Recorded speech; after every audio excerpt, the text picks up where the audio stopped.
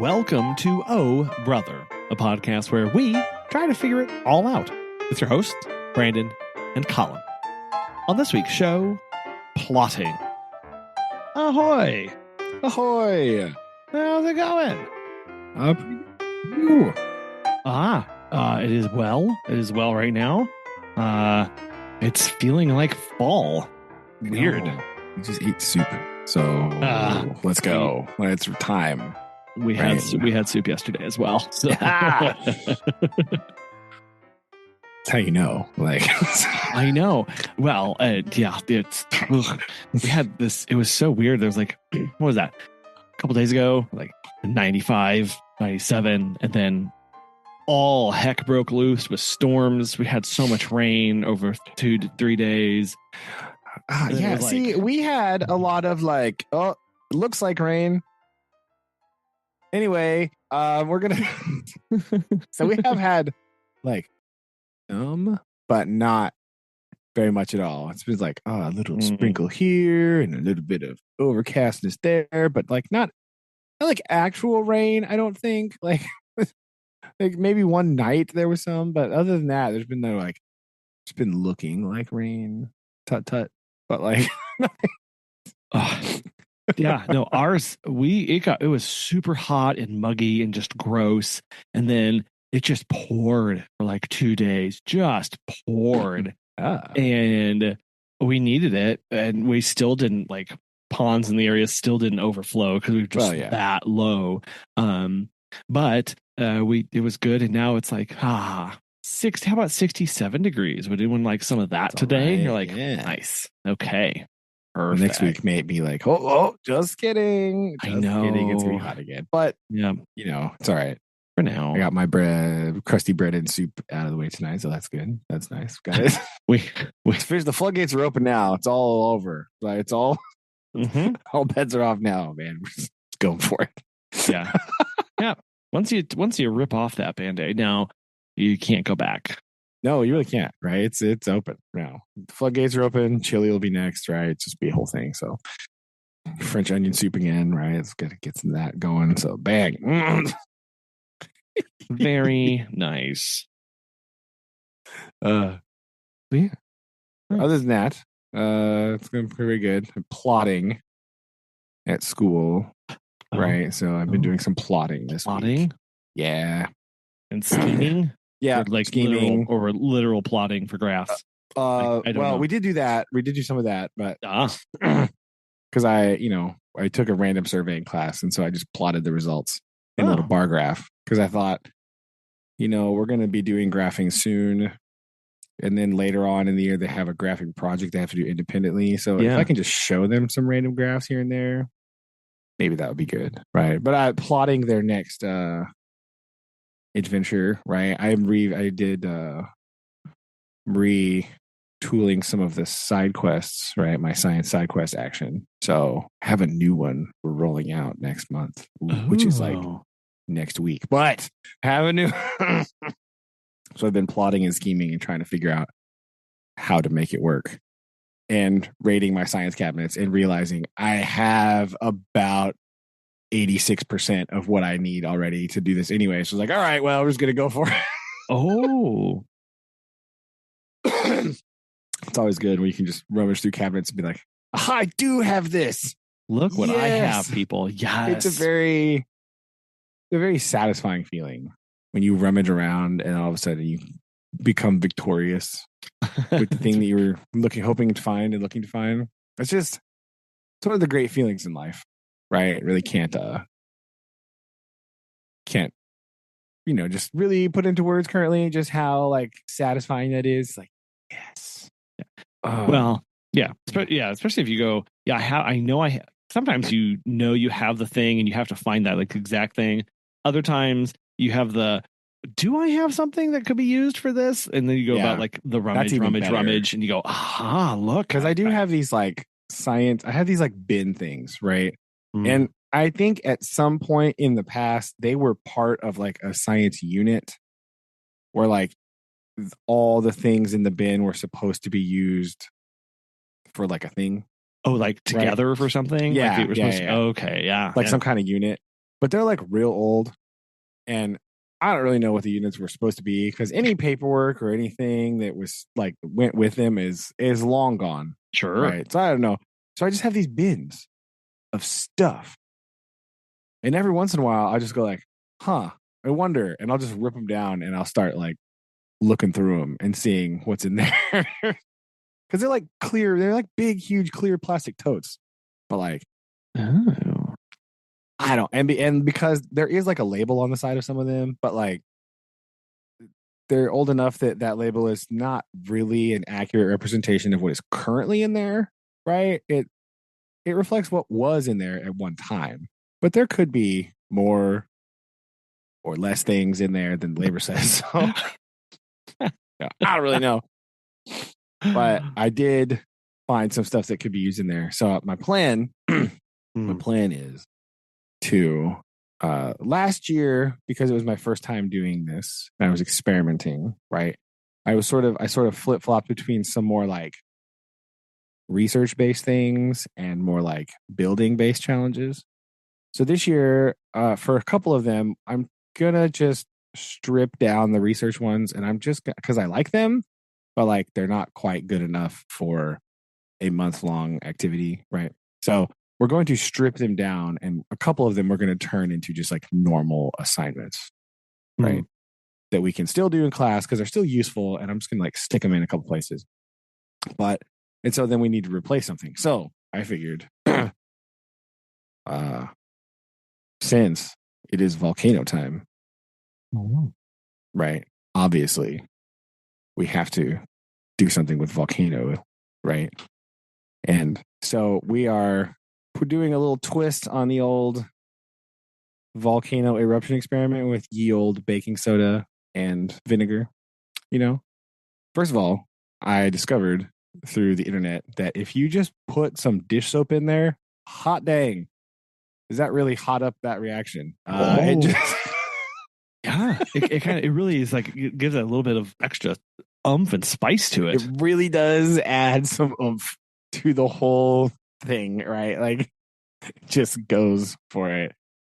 And I did watch a thing where they recommended like making a bit of a slurry mixture with the baking soda so it pours in very nicely. That worked good. Tell you that. I'm doing some testing this week during plan time, right? I was maniacally mixing beakers around. I'm sure if anybody walked by, it totally didn't look weird at all. But it's like it's the laughing, I think, that would do it. That might have been it. Yeah, it could have been it.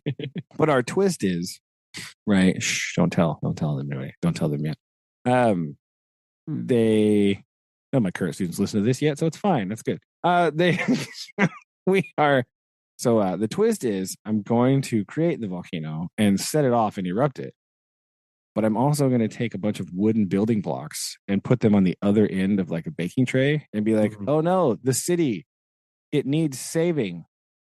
Oh, yes. And then I have sourced just a bunch of random stuff, and I'm going to put it in a bag. I'm going to say, you need to save the city from the volcano with the contents of this bag. Here you go. And so there's only one thing to do. Look in the bag. Yeah. Look in the bag. Spoilers, you can't use the bag. Oh, it's just to hold the things. Yeah, because it's like a big old Ziploc bag. That I feel is too easy, right? You need to use the straws and the little tiny dessert paper plate and the random piece of aluminum foil, and that's what you get to use. Yeah, put the bag away. The bag, right? So, and we're going to very closely monitor tape consumption, right? Like you get X inches of tape, and that's it. Yeah, you can't just be dumping tons of tape on. Can't go unlimited, right? The first one, I kind of let them go a little bit free. The pumpkin launching one, right? I don't put super hard constraints on that one. It's our first one and stuff, but I do go through a lot of masking tape. It's insane. So this one, no more. But I thought the plan is, because they have limited materials, they must submit some sort of design proposal first.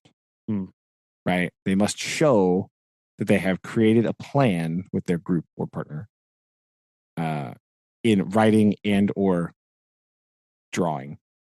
That counts. We'll count that, right?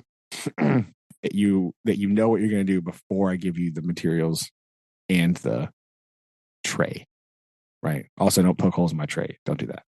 So keep trays intact. Gotcha. Yes, Noted. do not Noted. harm the tray because we're trying to keep the mess in the tray, not have it leak out everywhere. So we're gonna have potentially maybe more, but at least 1 day per week for the running of the challenge will be designated testing days. So any day during the week you can build and work and do what you thing, but we'll only test because it's going to be messy, right?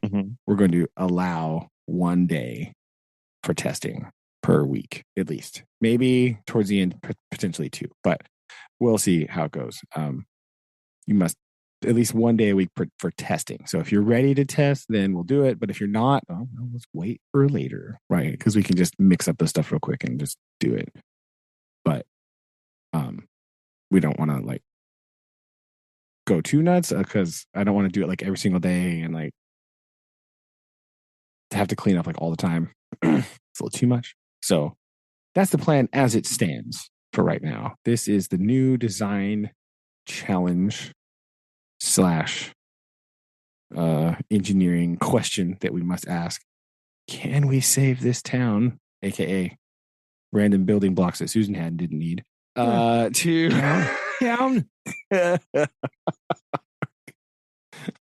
from the lava, aka soapy water, but very cool. Soapy vinegar mostly, but you're gonna make it red at least. Make it red. I thought about it, but I don't know if it would stain my wooden blocks, and that would just be kind of annoying.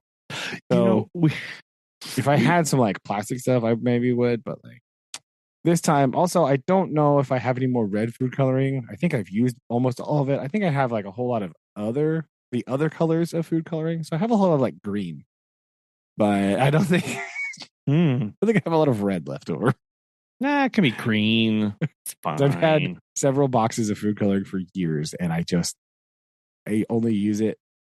I only need it like here and there, and I don't ever think about buying it. And I think there's a lot of like green and yellow. I think all the red and blue is pretty much gone. I don't. What are you going to use yellow food coloring for? Nothing in science. That's nothing. Yeah. Nothing. Thank you. Yeah. Huh. Well, so that is I've been scheming this week. So it's very well. nice. And my person came, right? I met them. So that's been going good. They've only been there like 2 days, but it's all right. Didn't scare them away. No, not yet. They haven't really been 2 riveting days because it's like the first day she showed up was like, hey, guess it's giving out study guide day. Yeah. Dang it. Sure. Like, I was like, never mind. They always show up when it's like time for that. Like, we're going to review for a quiz. Yeah. Oh, man. Is it going to be? Like the admin does that too. She's always like, oh, I'm going to come this day. I'm like, oh, well, that's the least exciting day you could have picked, but whatever works. I mean, I don't.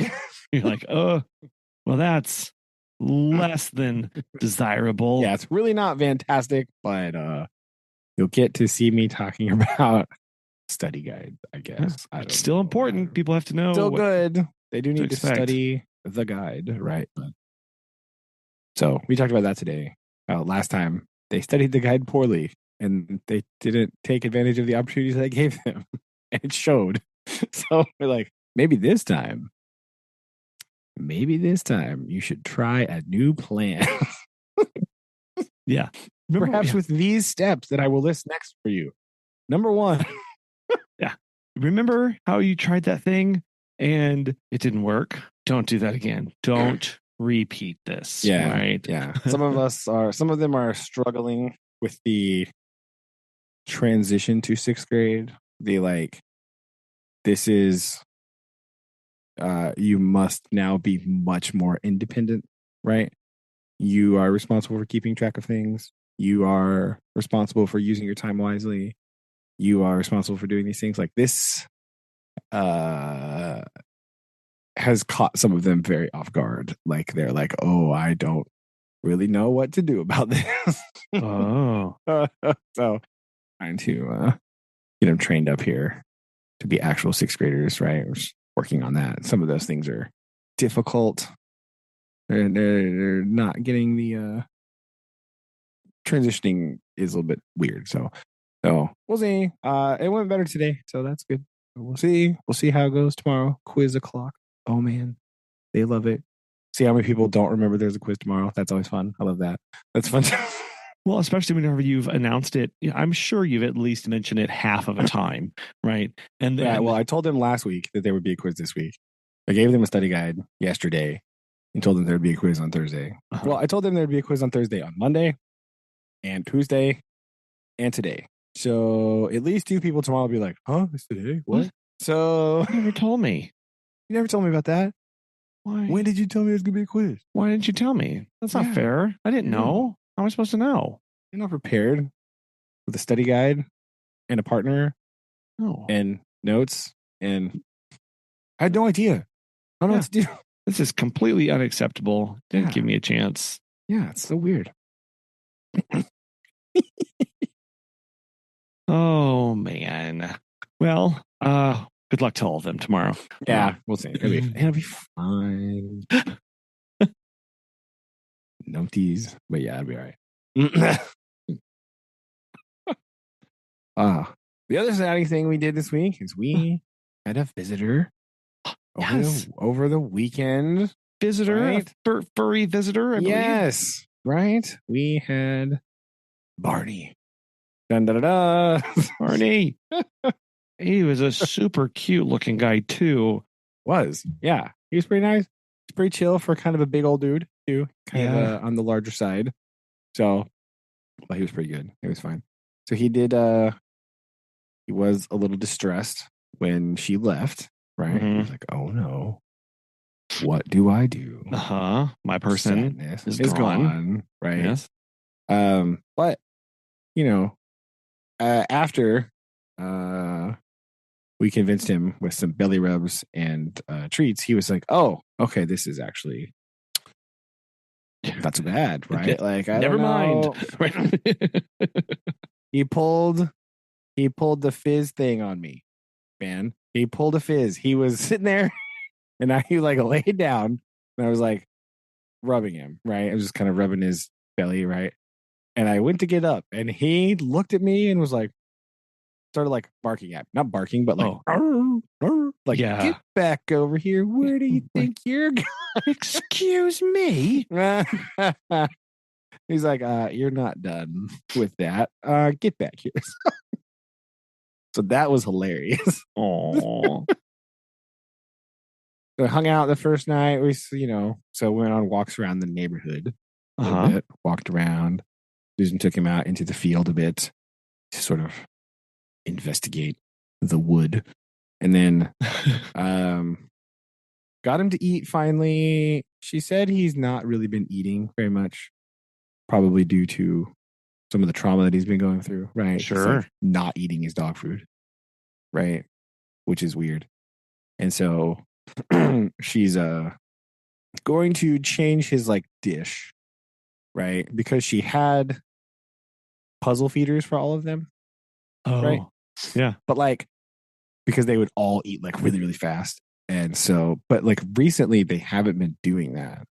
And she's wondering like, well, maybe it's the bowl that's like bothering him, So she's going to attempt that. So we gave him a little bit of food mixed with some of the other stuff that she brought for him to eat, right? And so Susan like sneakily mixed his dog food up with that, right?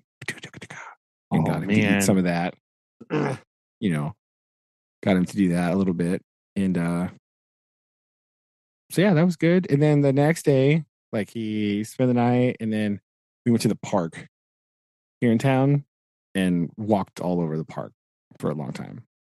And he was into that. Like oh, that's good. He was down for that. So it was pretty good. He went on a big long walk. learned that he's a squirrel enthusiast, right? He was like, Oof.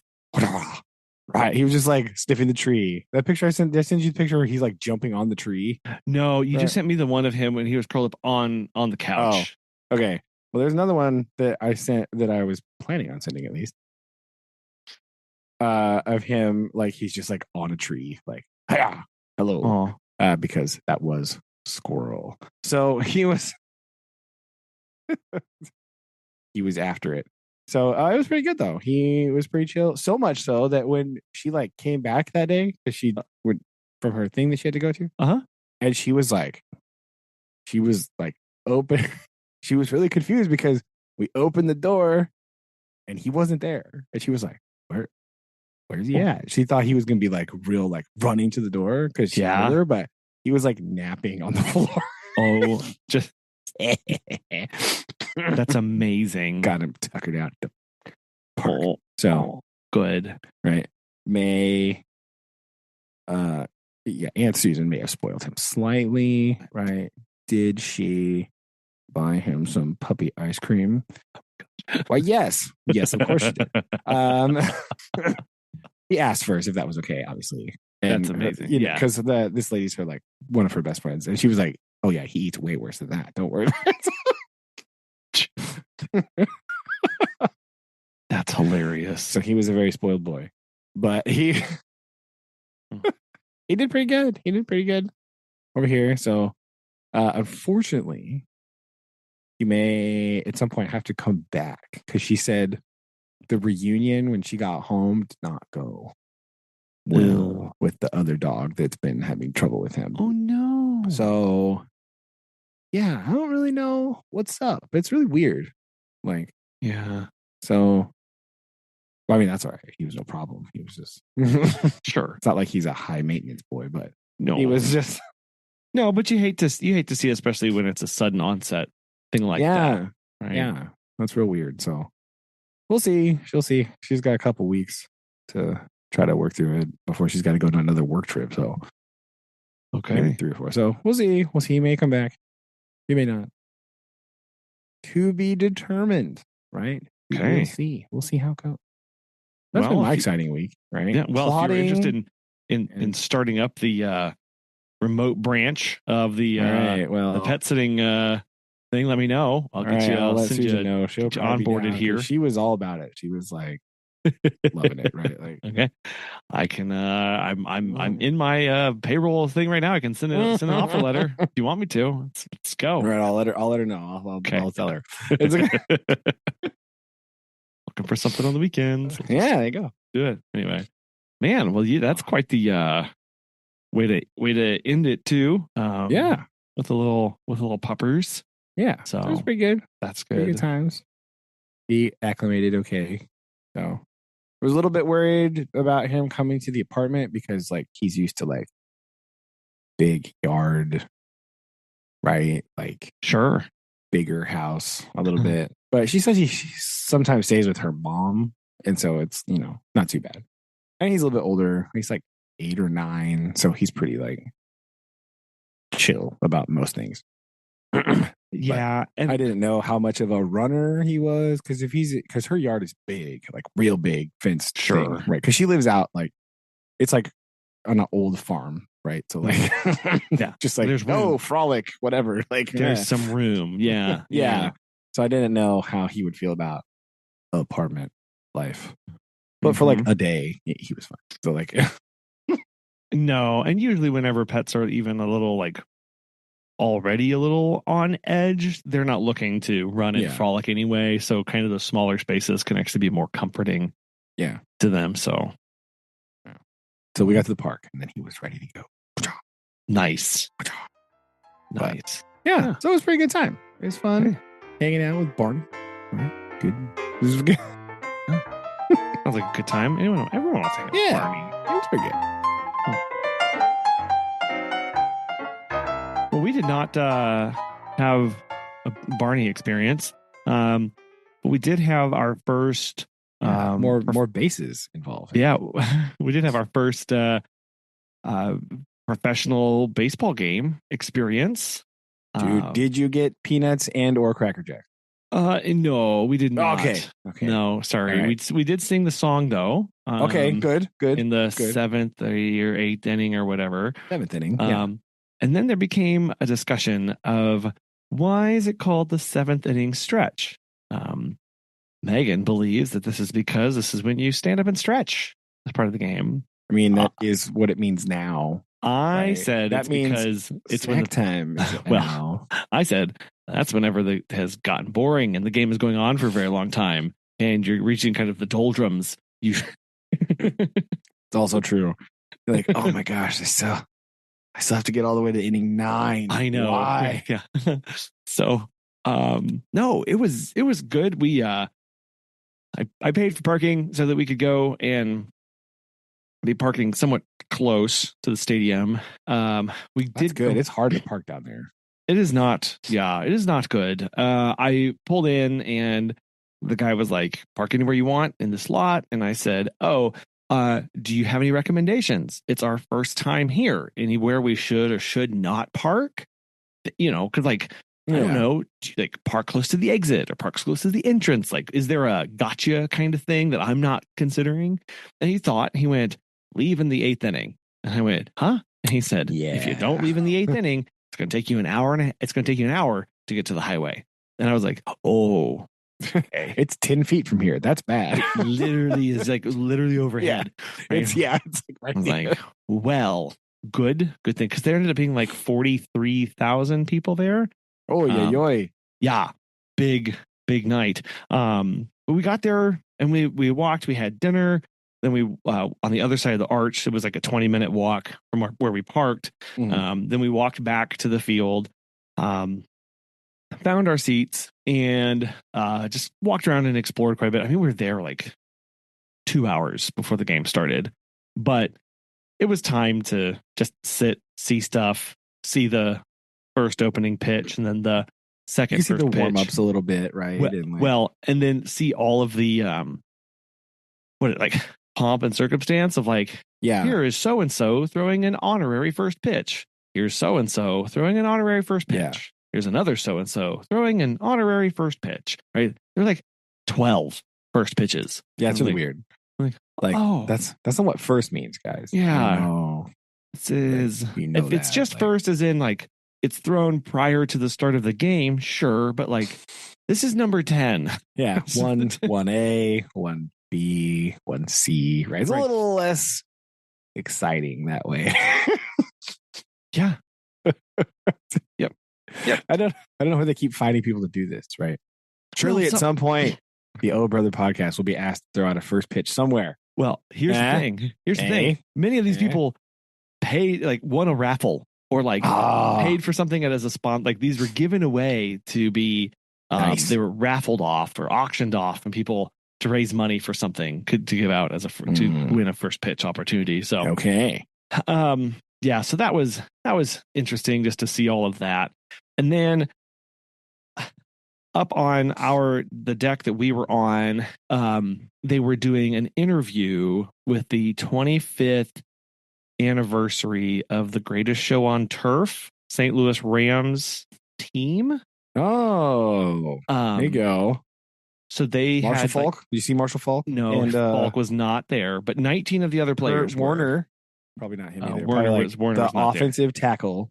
Yes, and and the offense coordinator was there, and other people. I mean, they all got huge, uproarious applause. They were driven around the stadium in new trucks as they were announced and stuff. Wow. So, yeah, so that was fun.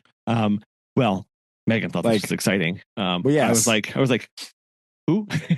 So yeah, there's all these people that are so mad that the Rams left St. Louis, but never went to any Rams games because they also sucked really bad. So I don't really. Yes, and they're like, no, I can't believe they would leave when they wanted me to pay them millions of dollars to stay. Some sort of weird hostage situation, reverse hostage. I don't really know how. It's very weird. The sports teams don't make any sense. I don't know. Yes, it's very odd. So anyway, they were all That was kind of neat to see. And then we ended up we were right at first base on like the little third story thing. So got to see a lot of action, which was cool.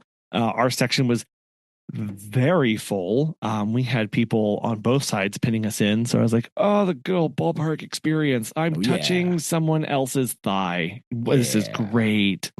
Take me out to the ball game indeed. Yes.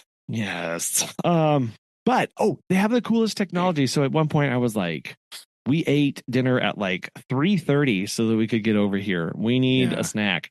So I went to go get drinks and like a pretzel thing.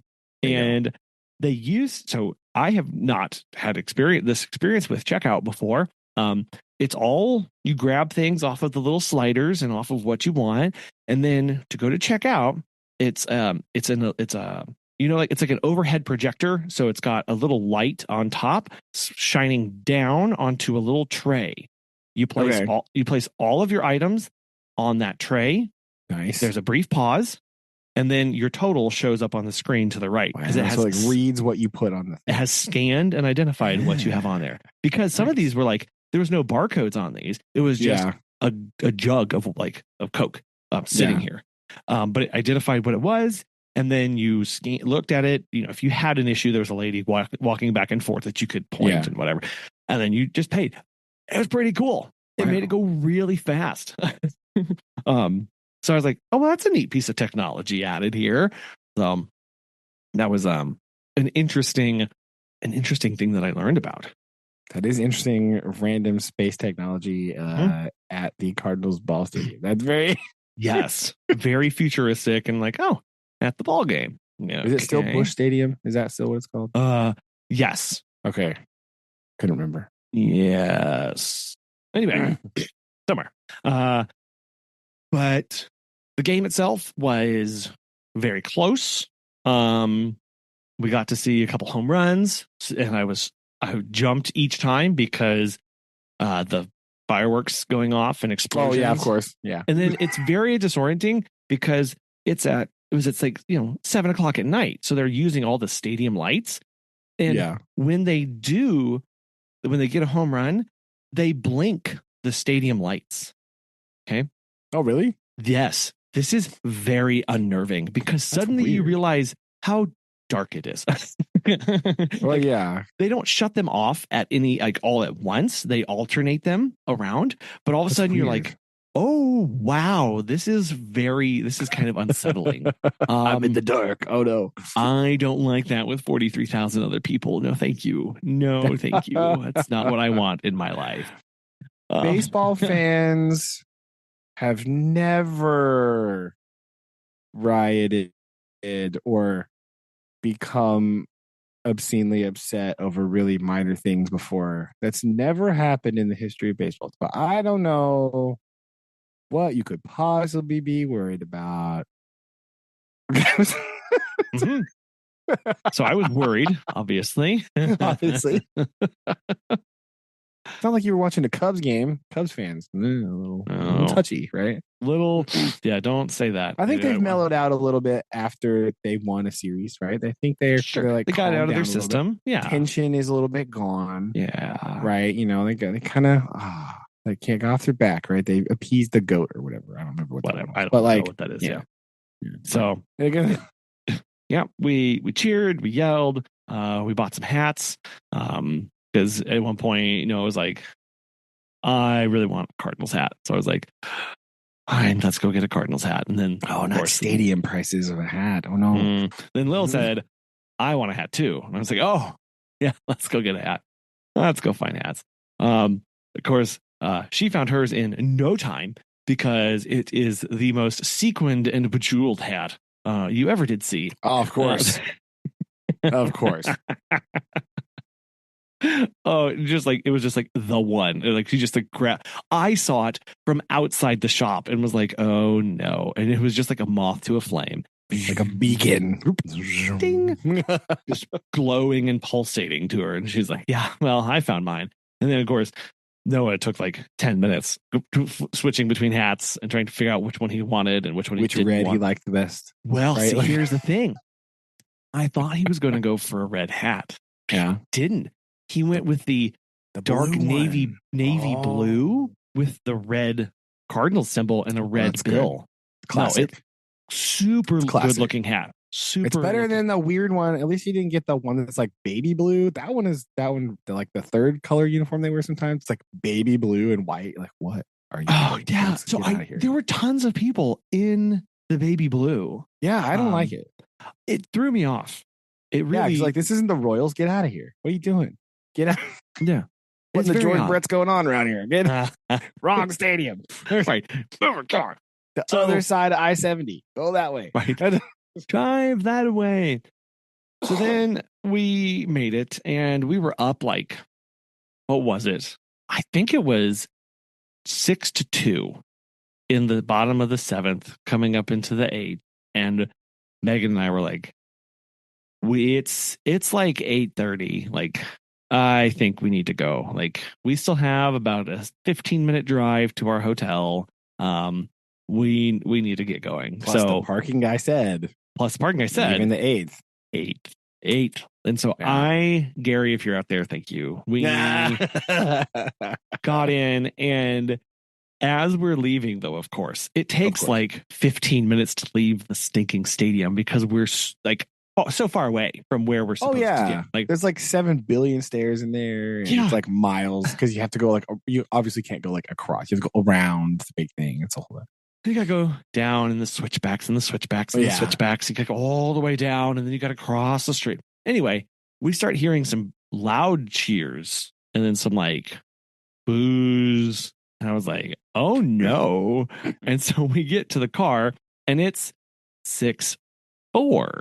I was like, now wait a minute. That's not supposed to happen. That's not what it was a minute ago. No. And so we turn to the good old AM radio. Yeah, and you we did. Are listening to the announcement as we're going. And then it's 6-5. And we're leaving. We're driving. And I'm like, oh goodness. Did we just like oh no. And then they brought out their the closer or whatever it's called, the closer pitcher. It's just it's so great. I explained to Noah, I was like, his job is to guarantee that no hits happen, that there are no way anybody gets any hits. And Noah said, how is he going to do that? And I said, well, he has not pitched at all tonight. His arm is really fresh, and he'll probably, and before I could say, the announcer was like 99 straight down the middle. Right. There you go. Like, hit him with the fastball. Jets. And possibly a really gross curveball. Closers often have that. It's like the most disgusting thing you've ever had. But like when you think about video game terms, like they have really high stats, small stamina meter. Yes. Right. They're looking to throw 9 pitches maximum. That's what they want to do. Yeah. They are maxed out. They could get some less. They could get less. If they can get away with 7, they want that, right? Yes. Like pop up, right? Hit the pop up or make him hit that like janky grounder to second. Like, yeah. Well, thank you. Yes. Yeah. Yep. That's his entire job is just go out there, throw 9 times and be done and walk away. Or less. Or less. 9 or less. Just and he did it. It was great. I think only one person connected with it, and so we got to the hotel and slept peacefully. The kids woke up the next morning excited about the free breakfast, and then later when we reflected on our time at the walking around downtown St. Louis, seeing the arch, seeing the river, doing a game. What was your favorite part about your time? It was the free breakfast of the hotel. And I went, like, the breakfast for you is always free, right? I never make you pay for breakfast at home either. Like, I don't know. No, we get this every day. You don't have to pay for a single thing. Your lunch is also free. And your dinner. All of your meals are free. Matter of fact, so convenient for you. You wouldn't have even thought of this had your mother and I not mentioned free breakfast. Yeah. It's not really free because it's just included in the price of the room. Right. Yes. So but it is not free. No, I did have to spend money on a hotel room to get the breakfast. And they put some charge on there for breakfast anyway, right? Yeah, it's not like actually free. It's just included. Like you get breakfast if you stay there. Yes. That's how it works. It's built into the charge there. They're not hurting. They're not giving you away. They're not giving waffles away out of the goodness of their heart. No. Right. They're not like, I just feel so charitable that I will distribute these sausages to the masses. Right. Right.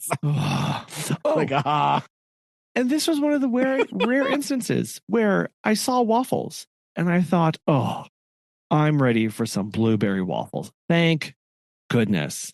I bit into them and they were chocolate chip. And I didn't want chocolate chip waffles. No. At 7 a.m. I wasn't ready for that. I'm in my mid-30s. That's not what I need. Nobody's chocolate chip waffles. What are you doing? I wanted blueberry. It was so sad. Well, it's the expectation buildup, right? It's Yes. it's not necessarily that chocolate chip waffles are bad, but when you're expecting blueberry waffles, they're terrible. Yes. Right? It's the worst. Because you're like, your senses are primed for blueberry waffle, and you're like, it's like such a disappointment. Right? Like, no. Sadness. It's not what I wanted. No. Not what I wanted. Like, at time, whenever McDonald's, I don't think McDonald's has different pie flavors anymore, but they used to, right?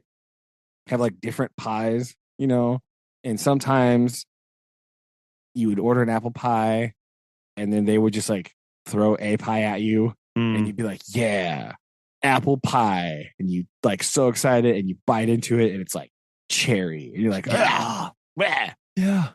Like, wait a minute. Yeah. It's not necessarily that the cherry pie was bad. It's that you wanted apple and then you didn't get it. Right. So it's like what you're tasting is disappointment. It's what it really is.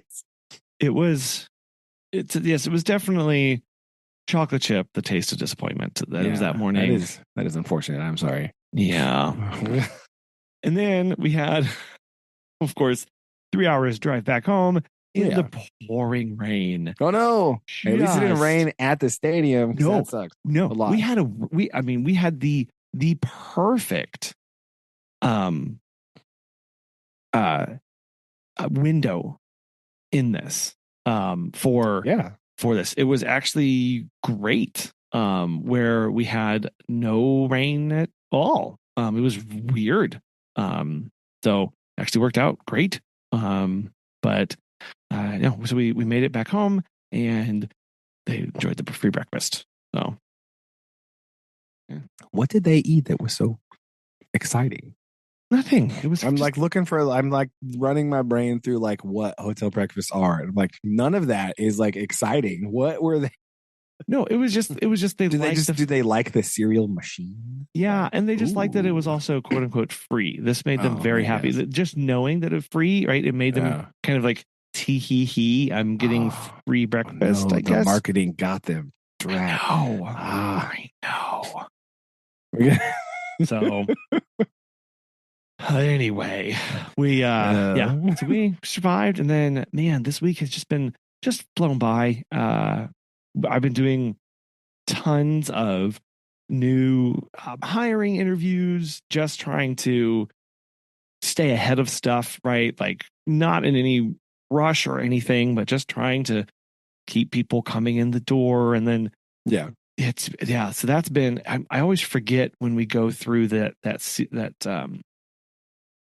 going through those steps of how much time that takes. Cause it's not just like sitting down and asking people questions. It's, I have to, review the person. We've got to discuss the person. We've got to advance them through the steps. We've got to talk about what we're going to talk to them about. We're outlining the questions. Most of them are standard already, but we may have one or two extra that we need to ask them. Conduct the interview for 20 to 30 minutes. Review that person. Make a final decision. It's like, oh my gosh, it's exhausting at the end of the day to be like, here's 20 people who've applied. Go. I'm like, I need to be sleeping. Yeah, true. Like, it's very difficult. I won't complain. I'm trying not to complain. Very thankful. At least I have people to review. I just always forget just how tired I am. How annoying it all. No, I'm just kidding. I know. But no, so that's been our week. We've been doing volleyball games, been doing practices and stuff. So Cinnamon, the dog. All right. Yeah. So I've been calling the dog a little bit. Just because it's a small dog. So I'll call her a little bit. As one does. And I get yelled at. That's not her name. It is now. Like, for you, it is. For me, come here a little bit. And she comes running over. It's really cute. And then we had to go. See, it worked. It works. Also, she does that to whatever you say because she's just really happy to be here. I mean, fair, but like, we decided that we needed to go get a tag for her collar. Because we need to officialize this. Because they won't do, our vet does not do microchips until they do a spade. So they will only spay the dog. Oh, okay. So except usually when you get a dog from a breeder, they're already microchipped. From a reputable breeder, they're going to be microchipped. That is a good point. Whatever. Anyway, so it's weird, but they say it's less stress and whatever. So we're like, fine. So we have to wait another 6 months for this to happen. But anyway, we went to go get a tag. We went to PetSmart because that's where the tag machine is. Yes. And I did 4 people. I had to send so many people around us because they're right there at the checkout line. I don't know why they do this. We took up so much time bantering about what we want. Did we want a thick one? Did we want a thin one? Did we want an outline on it? Did we want sparkles? Did we want no sparkles? What color there's pink? Somebody wants rainbow. Well, what about blue? Here's black and silver, and which kind of pink? And this one. We went on. Oh no!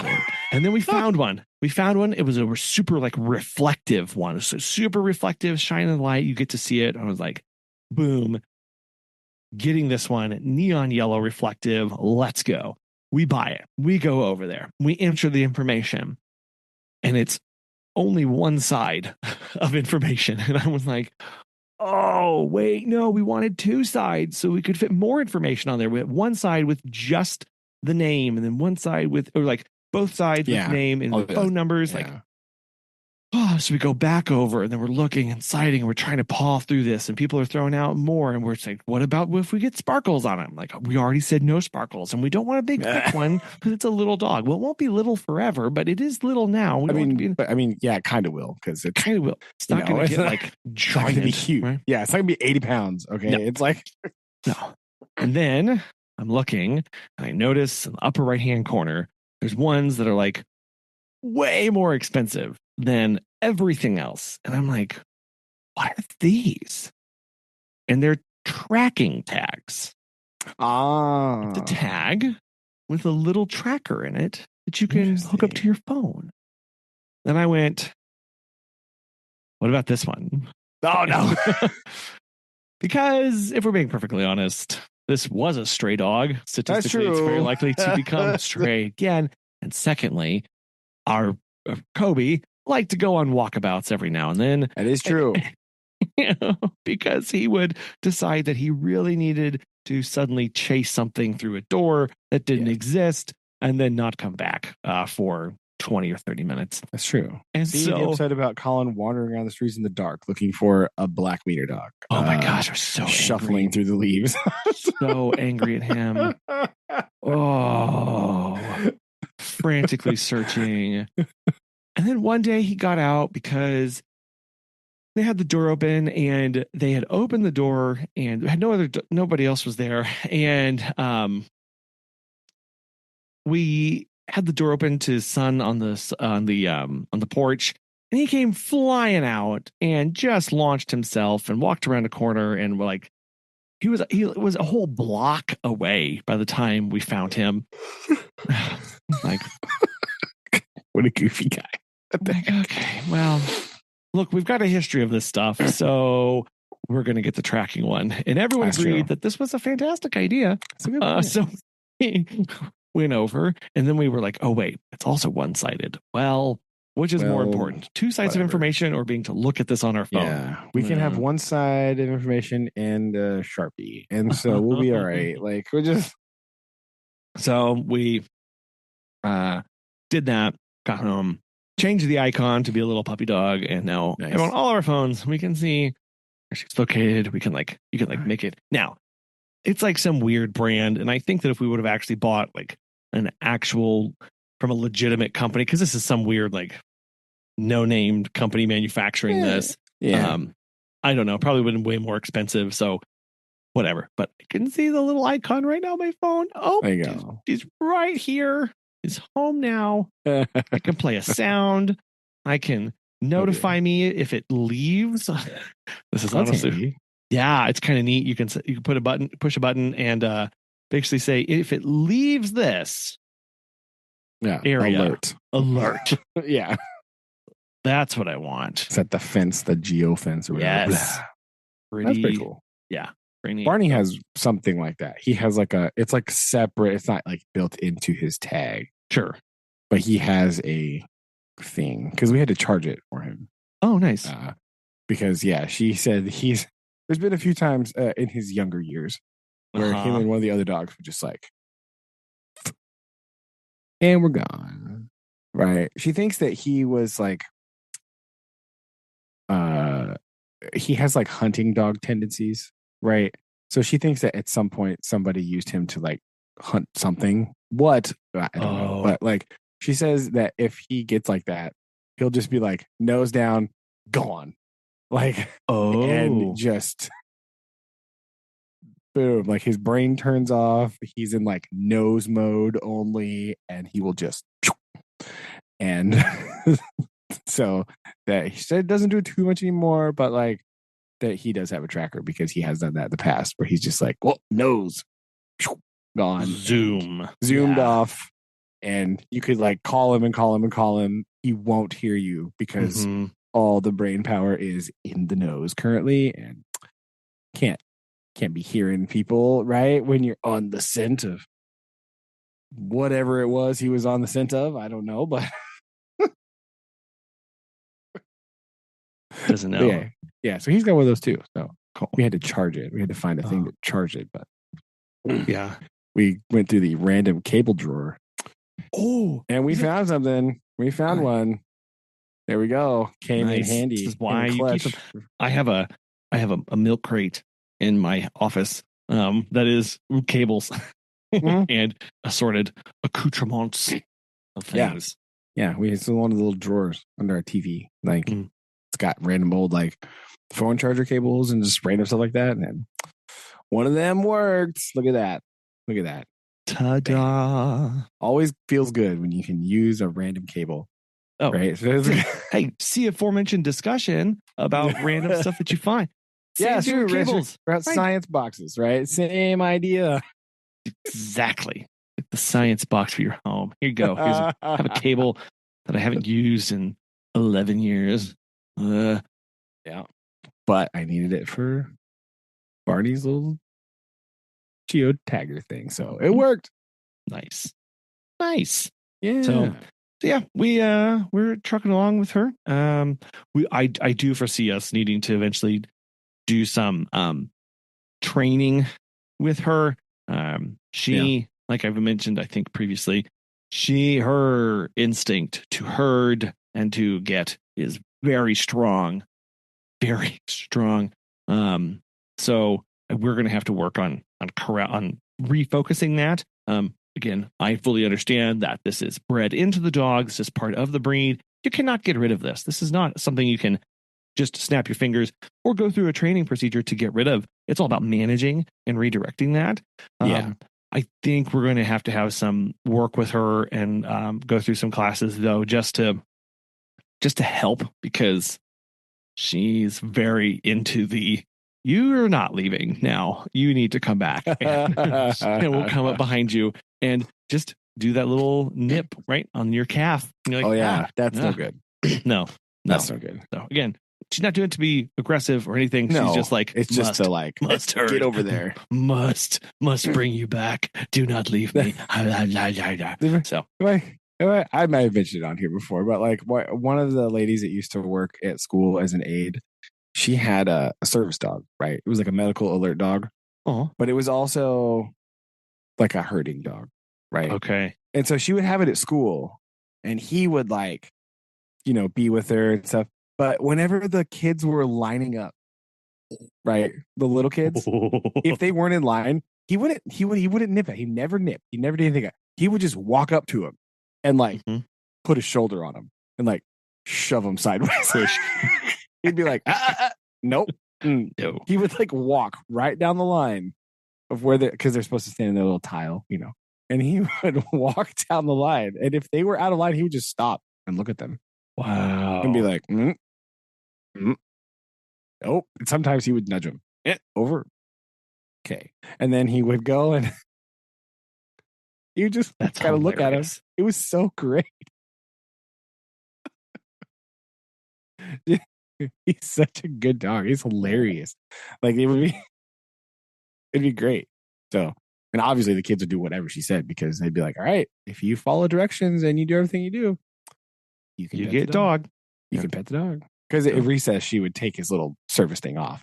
Sure. And then he would just be like, run! Like, that'd be, I bet.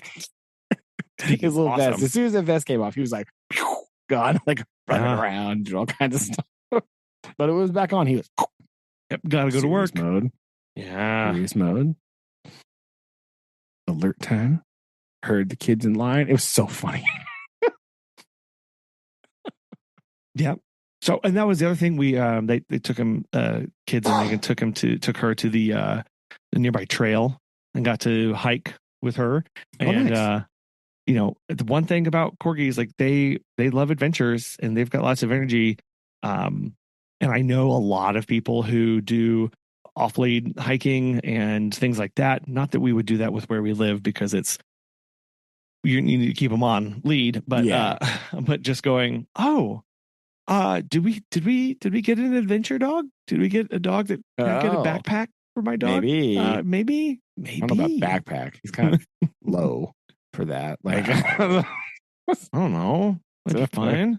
A little low for a backpack, but well, a little cart, I guess. I don't know. Cart. Gosh, that's what we need. So anyway, so I was like, oh, well, that's good. So she did great. So we're gonna keep doing that and take for adventures and stuff. So that's what we got to do. That's what we got this week. Very nice. Very nice indeed. Hooray. Yes. Well, while you were in St. Louis, did you perhaps gaze out at the Mississippi River and think about Mark Twain and the conclusion oh my God. of the Connecticut Yankee King Arthur's Court? I felt Twain with me. He was with me. And I needed that presence to understand what happened at the end of this book. Yeah, this is a curveball and a half, right? I'm not going to lie. I have many thoughts about this, right? Like, yeah. Oh boy. So let's get into it here. We are set for the final battle, which is kind of weird because on one hand, it's like built up to be this like big, insurmountable thing that's like impossible to overcome. And then they overcome it quite easily. Without really much of doing of anything. Yeah, like they have to give a pep talk. Oh, there's lots of pep talks. And then like when it's over, they're just like, and click, and it's like done. You're like, that's really weird. So it's so bizarre, right? So again, as we start off in the we're pepping up. We're in the cave with Clarence and the 52 fresh, bright, well-educated, clean-minded young British boys. And we have to overcome this like the odds are not in our favor, right? We get some talk about he's trying to keep some normalcy. He's writing to his dearest Sandy, and of course, hello Central. And then, quickly, we learn why we have this book, because it says during the first 3 days, I finished turning my old diary into this narrative form. Yes. So we have this. We have once again, we have a secret memoir. So look how accidentally on brand we were, right? I was not expecting that, but again, the third book in a row, it's like a secret memoir. Pretty nice. I thought that was like, I saw that and I was like, we did it. I kind of had a feeling we were doing it, but like, we actually did it, right? Who knew this trope was such a thing that we accidentally read 3 books that all contain my goodness. secret memoir trope. Yes. Except now the pressure's on. I don't know what to do from here. I have no idea. I don't know. We just go with the flow. We just see, we let the books come to us. I think so. Yeah. Yeah. So he has made this narrative form. And yeah. Oh, so it's completely ridiculous. It's like, so yeah, he's got this plan here, and he's setting it up, and we have the bit more pontificating and thinking here. He's talking about how foolish this all is. The revolution went all wrong. He was like, I was wrong about things.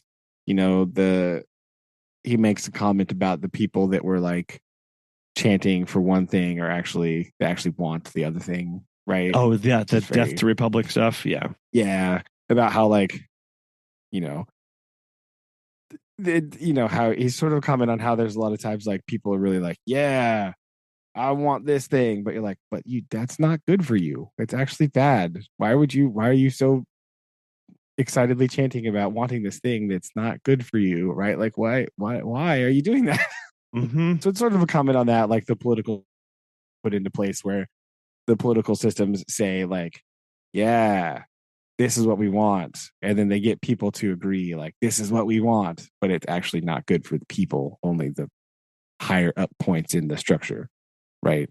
But they've convinced everybody else that it's good for them, even though it isn't, right? I think about tariffs with this a lot, because like people are like, yeah, we want tariffs. You're like, you don't, that's not, you have to pay more money if there's tariffs. That's how tariffs work. Okay, I don't know if you understand that, but stop it. So yeah, we got all this stuff. We have all this here, and then he has to give the pep talk, right? Pep talk, because and it's a good thing that he planned, right? He's like, and again, he like hits us with the like, well, this would have been quite a disaster if I had not seen this coming. But of course, I saw it coming, so it was fine. Yeah, because and what he's talking about here is that switch from they're saying things that they don't actually want because they don't really realize the extent. And he does this with again, Mark Twain. This guy should write a book. That phrase of all England is marching against us, right? That has a very different connotation than somebody realizing all of England is marching against you. Like, it personalizes this, and all of a sudden they realize the implications for their own life. And he knows that eventually people are going to start understanding what this means. That this, like, oh yeah, us. Oh, that's just us as a group. Yeah, look at us standing. But me, like, I'm actually needing to step up, and I'm going to be singled out for this. And there are real world implications for me being here. That's when people get scary, and that's when people get cold feet. And that's what he's saying here of like, I knew this would happen, so it's not a problem. Yes. And so he sets them straight. He gets them all excited. And I like how the funny part about this is where he's like, yeah, there are a lot of people coming against us, right? Like all of England. And he's like, actually, it's not really all of them. It's only about 30,000. That's not so bad. Not a big deal. Only 30,000 when you think about it. Because that's just like the knights and the nobility, right? All the other people, as soon as they see that there's going to be like a bit of a scrap, they're just going to turn around and leave. They don't care, right? Only the knights and nobility are going to fight because they're the only people that have a stake in the matter, right? The common man doesn't really, they're not going to fight for this because they're going to be like, whatever. And then they're going to give up. But the nobility are going to fight. So all we got to do is fight the nobility. And for some reason, 30,000 sounds relatively appealing to all of England, to these 50 dudes. So they're like, oh, yeah, no problem at all. Only 30,000 against 50. What was I worried about? Never. You're right. We can do this. Yeah, we can totally do it. Not worry. Oh, it's so goofy. Well, as it turns out, yeah, they totally can. So, right, they just the first things first, they just like literally blow everything up. Kablam. That's it, right? They just detonate the bombs they had planted, and that was it. Kaboom. All gone, right? Yeah. And of course, it was a great sacrifice, but of course we had to do it. We couldn't have we couldn't afford to let the enemy turn our own weapons against us. Now, could we? So they have this great. I also like this part where it's like there's this great build up, right? And they launch the first salvo in the battle, and then he says, "Now ensued one of the dullest quarter hours I had ever endured." I love that. Basically, it took a quarter hour for the smoke to clear, and they're all just sitting there going, "Well, yeah." Okay. Because you can imagine you've spent this whole time period took a week, right? They're preparing this for a week. And it's just like prepping, huge build. And then, did it work? What's going on? What's happening? Like, yeah. So like, did it do a thing? Like, how did it go? So it turns out it did quite well. The dynamite has created a moat and like embankment. The explosion was so large that it ripped the ground up and made like it added to their defensive layers, basically. Yeah, he's like, and we were further defended, right? Yeah. This feels like a Russian strategy, right? This feels like a thing that the Soviets would have done, like where, like, oh, how are we gonna dig this big hole? Let's stick a bomb in there and do it. That feels like a very Soviet plan to me. I don't know why, but just like it's unexpected and slightly wrong. So of course that's what they would do. So yeah, so they did this. They climb up and look around and like, oh, well, there we go. So he prepares his little victory speech. Gets some applause, right? Ooh, hooray. And then he declares that he's going to keep fighting. They have to keep fighting until all the nobility is conquered and defeated because that is the only way that they can win, right? Boom. So we break into part 2 strategy. We break the group up into teams, and we put them in shifts to do some stuff, right? We're going to divert the river, and we're going to have a watch, and we're going to have scouts, and then the other half is going to be resting. They're going to switch out and do stuff, right? So that's what. Yeah, and he wants to. He's sending these. He wants to send this proclamation. Yes, he wants to send it to them. He sends one to his army, basically like, "Great job, good." Everyone, he said, "I read it well, and the applause I got was very gratifying to me." Right. Yes. And then after all this, this is where he wants to send another message, but to the knights, right? And it's basically like a surrender, and you'll be forgiven. Yeah. Clarence talks him out of it because Clarence is like, have you learned nothing? That's not gonna work. They won't listen to that. And he's like, oh, of course he was right. So we went ahead and with the plan. Then to business. So the plan seems to be right. We have the central area, right, that we're defending, right? So they have the central location. Then they have constructed concentric rings of electric fence, Right. This is diabolical too. This is diabolical, right? And so what they've done is they have their plan is to lure the army in. So they've shut off all of the fences except for like the first two. Right. So all of I don't really know how many there are. I don't know like if he 5 said, or 6 or something. Yeah, there's like a whole bunch. So yeah, maybe 6. So they've shut off all the fences except for the first 2.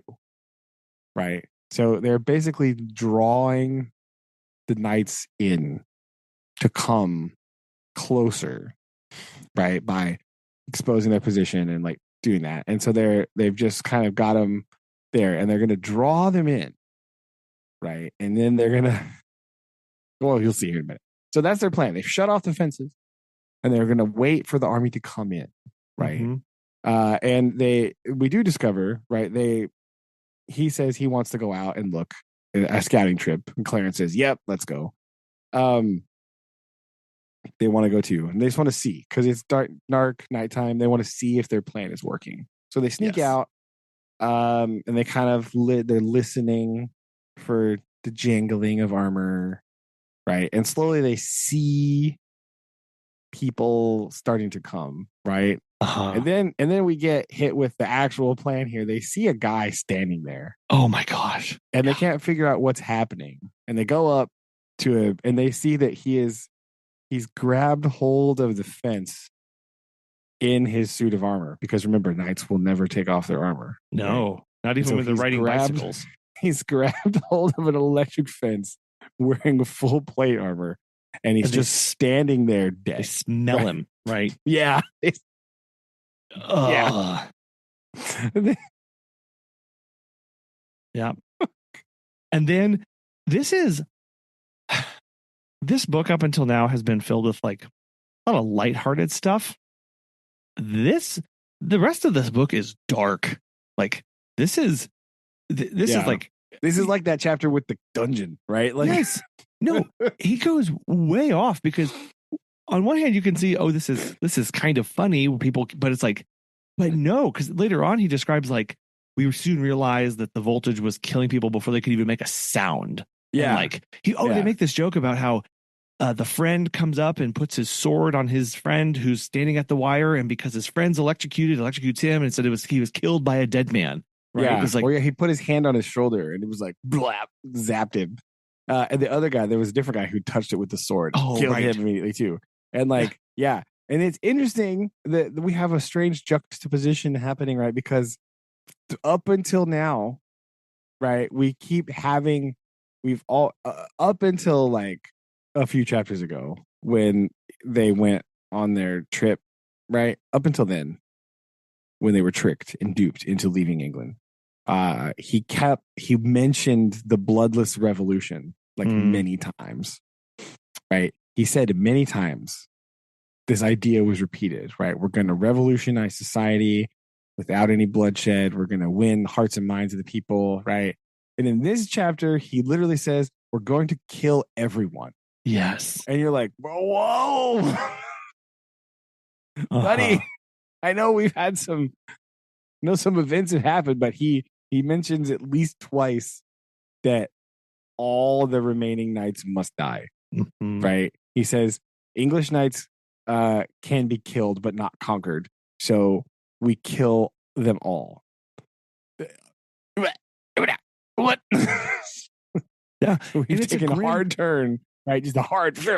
It's grim. I mean, he says, so at some point they turn on the torches, the electric suns, electric suns aflame, the top of our precipice, so he can illuminate the battlefield. And hold on. Sorry. Yeah, no, that's fine. Because that's where we're getting to that. So we do that. He gets there. What he's done is he's drawn all of them in. Right, all of the knights have come up to think. So they go back and they flick on all of the fences. Right, they turn them all on now. So all of the knights are trapped between the concentric rings of electric fence. Right, this is where he turns on the spotlights that he of course has, because why would he not have spotlights? And they for that little throwaway line about using the river to our services later, they basically have all of the knights trapped in this like high voltage ring of death, and they open the literal floodgate and let the water dump down on top of them. Yeah. Yep. And then not only that, and then the last phrase. The last page here. Go ahead. Another phrase. Not 1, not 2, not 3, 5, 10, 12, but 13 Gatling guns. Yep. Open up. Yeah. And I believe the term, go ahead, read it. Vomit death into the fated 10,000. Yes. Yes. Within 10 short minutes after we had opened fire, armed resistance was totally annihilated. The campaign was ended. We, 54, were masters of England. 25,000 dead men lay around us. Yeah.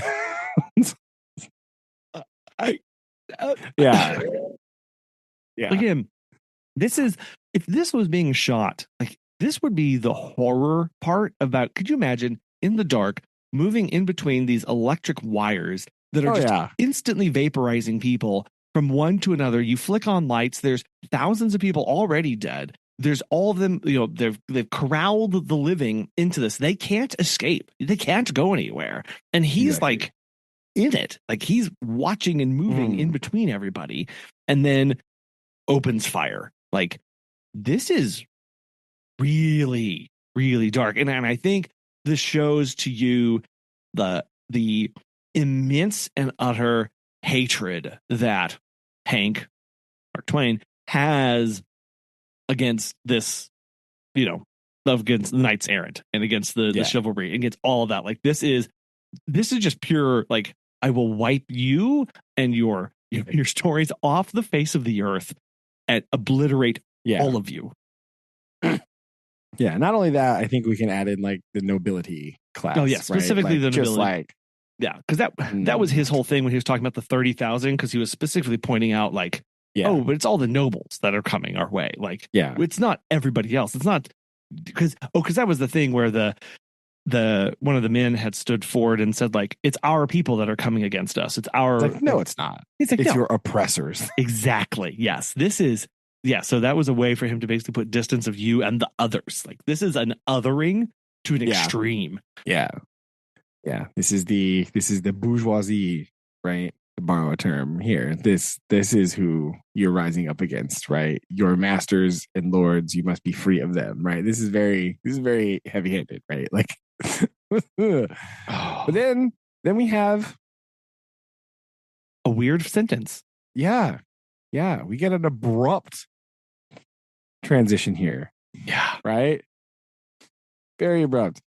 In a little while, say an hour, happened a thing by my own fault, but I have no heart to write that. Let the record end here. Boom.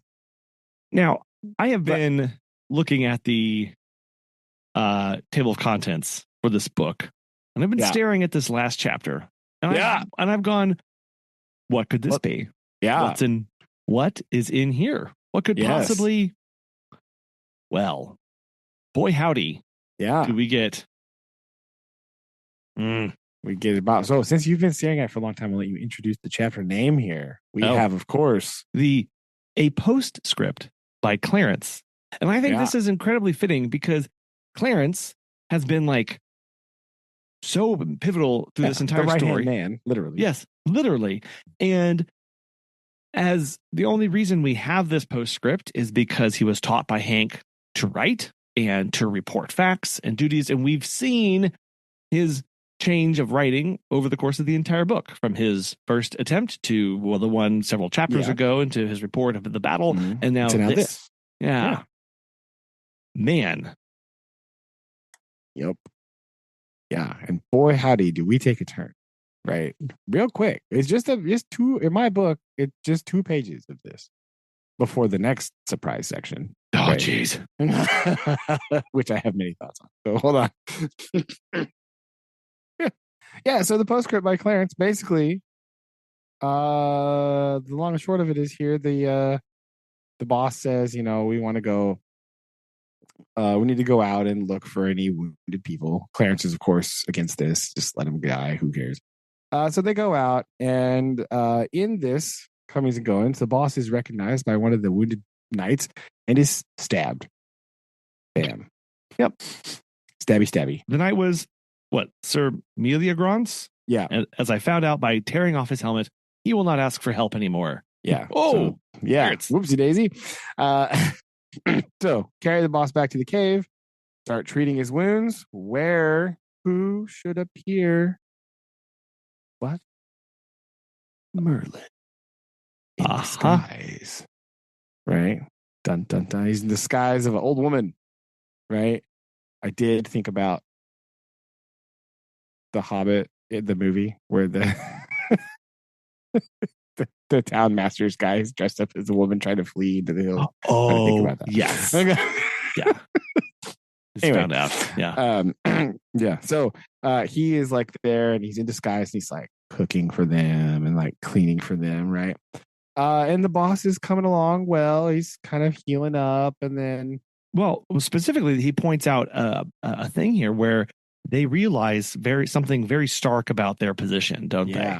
Right? Yes, they do. Where he says, we were in a trap, you see, a trap of our own making. If we stayed where we were, our dead would kill us, meaning the 25,000 out there would disease. Disease, right? If we moved out of our defenses, we should no longer be invincible because they have now made this is a no-go zone for anybody. No one's going to attempt this again. Like they fortified themselves, but they've locked themselves in as well. Yeah, he says, we had conquered. In turn, we were conquered. Oh no. Yep. And then boss can't go out and be a liaison to try and make way with people. And he says he couldn't go because he was first to be made sick. Clarence couldn't go by the poisonous air bred by those dead thousands. Yes. So now we have this here, and he goes in to check on the boss to see, right? Because we're very dire. It's no good. And he sees this person standing over the boss, sort of waving his hands about, right? And he says, what the heck are you doing? And it's Merlin. And he says, you shall die. Everyone shall die except him. He sleepeth now and shall sleep 13 centuries. I am Merlin. And he starts like laughing and running. And then he just like runs over and he hits the wire and dies in like a maniacal laughing weird way. It's very weird. So the boss falls into a slumber where sleeping like a stone, right? Rip Van Winkle, but way worse. And he basically they decide that they're going to hide him in a remote cave and to be guarded with the manuscript, right? So that if he does ever wake up, he will have it, right? Hide the manuscript with the boss, our dear good chief, whose property is, be he alive or dead. Mm-hmm. And that's it. Right? That's the end of the book. End of the manuscript. In the manuscripts. But we have a final PS, a final postscript by Mark Twain. Mm-hmm. MT. Right? So again, the book started out being, so again, canonically, right? If we to believe this book, right? We have the opening, which is written by Twain. And then halfway through the opening, we get the stranger's history, right? Which sets off, which is all Hank, right? And now at the very end, the postscript, we hear from Twain again. And I just want to say, before we dive into the contents of this, that like, if you want to know, like, if you've ever questioned to yourself, is Mark Twain a good writer? Oh, can Mark Twain, like, what's the deal anyway? Like, if you've been listening to this, you've never read any of this Twain, you're just following along, hanging out, right? Like, this postscript is written in a completely different style than the whole rest of the book. Mm-hmm. And it's relevant. It like jumps out at you immediately because you've been listening to Hank's voice the whole time, even the little part by Clarence here, because Clarence is now a student of Hank, and it's the writing style is the same pretty much, right? All of a sudden, you hit this postscript page. It's only like 3 pages, 2 pages maybe. Mm-hmm. Oh, and the writing is completely in a different voice and style than the rest of the book. It's incredible. Right? yeah. Like just that change is like, wow, it just hit me like so hard because I got so used to Hank and the way that Hank, quote, talks and delivers, right? That you read this and it's like, whoa, this is so different. So the fact that Twain like does this just like on purpose, like for fun, it's like flexing on you like hard, right? This is Mm-hmm. It's really good. Like just that right there tells you stylistically everything you need to know. Mark Twain is very good at this. No, and the contents of what he's writing here too, like he really does. He, again, like you said, it is completely different. The setting really is quite striking, and the fact that again we've changed points of view, and now we're firsthand of Mark Twain retelling what he has seen again, again, right? And now to see Hank, but not Hank because he is in delirium at this point, right? Like, and Mark Twain is watching a man die in this as he's, and this is hard to read. Like this is, it's rough too. You talk about emotional writing, about connections, and I actually did go out and find a version to look at some of the photos that I know you've been talking about. The original photos. Yeah. My goodness, the photos for this. They have the one where it has the Angel of Death, and then they've got the 6th century and the 19th century being held apart by Angel of Death with woman and child, and Hank on the other side reaching across, reaching back down through time. And he's standing on a chasm too. Yes. Which is very cool. Like yeah. And it says delirium, of course, but so real. As he's going through this, and this is him calling out to Sandy. That Hank thinks that Mark Twain has come in and that it's Sandy, and he's calling out to her, and he has this phrase where he says, what's he says? Oh, he says, an abyss of 13 centuries yawning between you and me is worse than death. Yeah, and it's holy moly, like this is. Yeah, he's doesn't know. He's like, it was so weird. You were there, and then I dreamed this thing, and there was war and search, and he's trying to piece all these things together.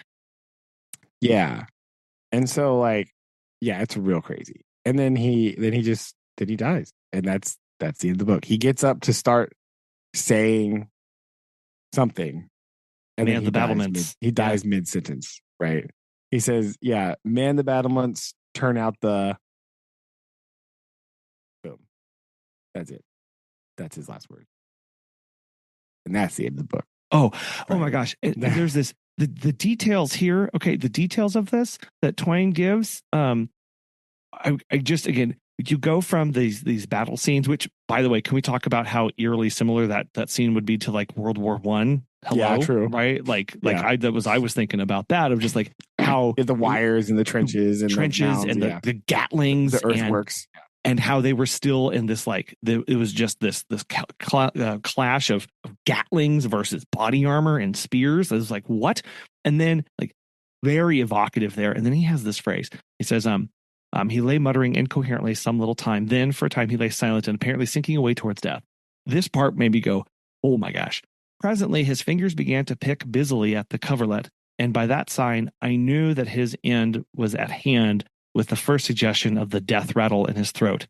Like he's picking up these really fine details to the extent that we haven't had that kind of thing before, like describing people's little tiny movements or like these things. And it's like, oh my gosh, like Oh, this scene was this was intense. Yeah. And when he talks about, he says, oh, when he's talking to quote Sandy, he says, don't let me go out of my mind again. Oh, Death is nothing. Let it come, but not with those dreams, not with the torture of those hideous dreams. I cannot endure that again. Right. So now, now I have a lot of questions about Hank, right? Hank is clearly an unreliable narrator, right? Clearly. I think, at least in my mind, at this with this revelation from our final chapter, from our postscript, right? Our postscript tells me Hank is not reliable at all. Not even a little bit. Right. So now kind of what you're talking about with like the battle and the loss and the doing things like it, like we don't know, like we never knew anything about Hank. We only knew what Hank told us, which is clearly not acceptable. Like it almost feels like Hank does have like trauma. Like, is Hank actually like a Civil War veteran? Right? Hank has had some sort of mental break, perhaps, right? This post-traumatic stress or something in his life, or maybe he's just old and like going through like mental collapse or something, but like he's not like functionally there. So is he made this up? Is this like a mental illness story? Is this a trauma survivor like trying to deal with the things that he saw and the trauma that he's dealt with and the world that is not the same anymore, like perhaps after a civil war situation where the world is not the same and the world cannot be the same, and he's trying to cope with that, and in so doing has created this fantasy scenario of King Arthur and this kind of stuff. Like, is that what's happening? It's very like ambiguous, right? and clearly Hank is like he's, I think, well, it feels like that could be partially true because Hank is like you said at the end of the story, he's very mad at the ruling class and the people in charge and the quote like aristocracy, right? He's very mad at them. So it feels like these people have let him down, right? In real life. And I feel like if he was a person that lived in the middle to late 1800s, those people would have been letting him down as well. Right? They would have said, do these things, and then cast them aside as soon as the war was over and like moved on. We're doing all these bigger and better things. But now there's a person here with all the trauma of that event that's endured, and now they're being left behind by the establishment that sent him to war in the first place. This is very echoey of like the lost generation after World War One, like you just mentioned, right? Like with Tolkien, right? Same kind of situation where we had all these big things and there was all these promises and this is what's going to happen. And as soon as it was over, poof. Anyway, moving on, right? So all the people that were actually left to deal with that situation are now just being sort of cast aside as we move on towards progress of something new, right? So it almost feels like Hank is lost in there too, right? I don't really have a lot of answers for this, but I have a lot of questions and thoughts about what actually Hank went through here because it's very intense, clearly, right? Yeah. And I feel like a lot of this through the story, like Hank is in Mark Twain through Hank is saying like, and I know from what I read about some of this stuff, like Mark Twain also thinks like King Arthur is stupid, right? Yes. He thinks it's lame. We talked about that before. Like during this time, those stories were like really popular again. And Mark Twain was basically just like, why? These are lame, dude. These are not good. Nope. Right. And so I don't know if he's saying, right, like kind of it's fighting back against like, oh, this figure is not it, right? It's not good, right? But clearly, like, is he saying like, I'm trying to figure out how I'm actually forming this into my brain. This is very weird. Like, are all stories of great men and things like that, are they all bad? Or do you need something like that to be inspirational for certain things, right? Sure. Do they have their place? Or are they all just like trash and not good, right? What would Mark Twain think about Spider-Man? That's really what we have to ask ourselves. Right? Or would he also be like, "But what are you doing? Stop it!" Yeah. That's my other thought about this. Like, that's very. No, there's so many questions here because I don't think we quite know like how old Hank is at this time, right? Like, or what's going on here because it does say like as sick people do in delirium of like what is this illness at this point, what is he working through, and yeah, is he pulling because this I even go to this, not that this would be well understood at this time, but like Alzheimer's and dementia patients, like thinking through past experiences, reliving them, recreating things in their minds, to rationalize existing thoughts or feelings or how things are parsed through. And you're right, going, what, this person, is this whole story them, as a way of concocting the rage against the aristocracy and the leaders that failed them, and how he wanted to tear it all down. And what exactly are the hideous dreams that he's speaking of here? Is it of that final battle, or is it of the whatever happened to him previously? Like there is just a lot of unknowns here, but we are basically just brought to a man yearning for a love and a child that existed or did not exist. Like there's so much in here that just this book took a turn. These last two chapters, well, technically three with the postscript. Well, yeah, like that's like a mini chapter itself. Yeah, it's such a bombshell. Yeah, it is. It is. Yeah, it's pretty crazy. So yeah, we don't know really about Hank's age. We know what he tells us at some point, but again, unreliable narrator. The picture at the end shows death over an old man. So with like a big beard and stuff. So like, I don't know what that means, but yeah, we don't have all the information about Hank. We only have what he gave us, which is clearly not useful. So yeah. Yeah, I mean, it also shows him like of all that he did and all that he was in control over, what's he yearning for at this time, right? He's Sandy, yeah, right, the person Sandy that he wrote off at the beginning. Right? Yeah Hey. So yeah, and that's that, and then it ends with the picture of death having, I guess in some ends, having been defeated, and all three have been reunited once again. Yeah, it's weird because like, I don't really, the picture's weird because so there's an old man with the beard on the ground. With the scythe sticking out of his chest, but that's the person that was on the other picture with the chasm, right? And then we have like actual death here. So I don't know if that other person is like, there's an hourglass next to them. It's very weird. It's very weird. Could that time being slain, right? And then this is or the delirium, right? Yeah, true. Yeah. Like what is that? Because that says, because underneath that photo it does say delirium, of course, but so real. Yes. Yeah. So yeah, we don't know. Maybe he actually was asleep in a cave for 1,300 years, but I don't think so. That's yes. So yeah.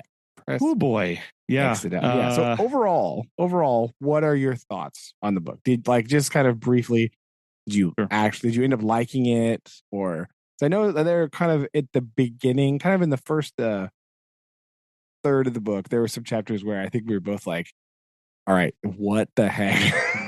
What is those tangent chapters, right? Where it's just like, what in the world? Yeah. Those, man, this book, if you look at this book and you ask, like, is it consistent through the entire book? I don't know how to answer that. I think at a deeper analysis, you could say, yes, of course, it was poking fun and mocking all these various aspects. So you have to read it through that lens of going, well, he's writing all of this for a purpose. And so the tedium, the weird tangential stuff is all to see, basically for you to say, see how ridiculous this is. This is stupid. Why are you listening to this? This is nonsense. See, I'm doing the same thing, but because it's not all knights, it's some random person running about, you're not interested anymore. Do you see how ridiculous it is? I understand that. It was uneven in that aspect of, but also, I don't know what I would have done if this whole book was written by like the last 2 chapters. That would have been. That's true. It would have been way too intense. Because at least there was a lot of levity in between, right? Yes. That was good. So I love the humor. I do like the levity. And then when he makes this earth contact with like, boom, like he's really good at using the heaviness in a very pointed way, like the jail, right, the dungeon stuff, and then this, and even the house with the death rattle, right, of the family. These super poignant to basically ground all of it back down to say this is what's real. Like this is all of this stuff is ridiculous, but like at the end of the day, human suffering, human passion and love, like that's what's real. These people doing this other weird stuff, gallantry around, like no. He's really able to land and going, this is what was missed with all these King Arthur tales. This was what was wrong. Like we know now, we can look back and see the suffering and see these things happening. But again, that's all commentary. It was hard to get through at times. Just been like, okay, let's get through this. It was completely unpredictable at every stage. It was definitely unpredictable. Like at every stage. So many just like and I started shooting and Gatling guns and telephones are there and I'm still not quite over so I whipped out my Dragoon revolver. Like, what do you mean? Where did that come from? Yes. Those add such points of absurdity that they're just hilarious. Like they're great. So overall, this is a book just so filled with example after example after example of fantastic writing and storytelling and completely out of nowhere non sequiturs things happening. But they all are kind of to an end. So I did enjoy this book, even though that there were times where I was ready to kind of flip to the next chapter because I was like, I'm not really feeling this. Yeah, I kind of agree with that part, right? I stand by my earlier comparison to Melville, right? Because I think everyone agrees that Moby Dick is an amazing novel, right? And everyone agrees that Moby Dick has chapters you can just skip, right? I feel like, right? Like it's very good. It's very interesting. Like, but then he goes on talking about like whale anatomy for like ever. Right. Long time. And so like Twain in the beginning, there's a couple chapters in there where it's all like a tangent rant about something. Right. Now it is on topic, right? Like whale anatomy. Right. It is kind of important to the story because what you're getting is like the reasoning behind like what Hank is thinking about. Right. You're getting his character and his personality and his thoughts. And he's like expressing his frustrations about how things are so similar in the modern world and the 6th century that it's really annoying, right? Yeah. But like it goes on for too long, and he's like very specific. But again, it's because of the satirical nature of the book.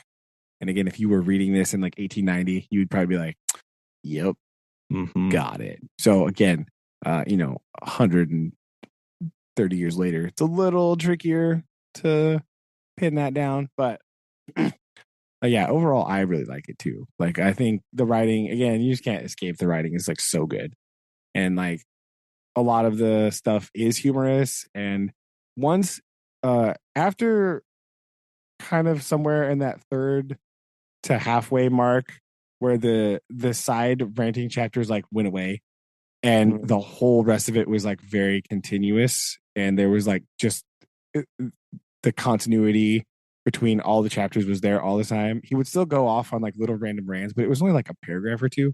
Yeah. So it was like much more contained and stuff. So after that, it really flowed a lot better. And it was just much more enjoyable and like readable. For sure. Right. Yeah. So overall, I would say, yeah, this book is pretty good. I like it a lot. 2 thumbs up. Yeah. And there we go. Yeah. The old brother, 2 thumbs up. There you go. Who would have guessed Mark Twain would have got that? Wow. But still, I didn't know. I never read it before. Yeah, exactly. All right. Well, that leaves us with the Mark Twain quote of the week. The final one.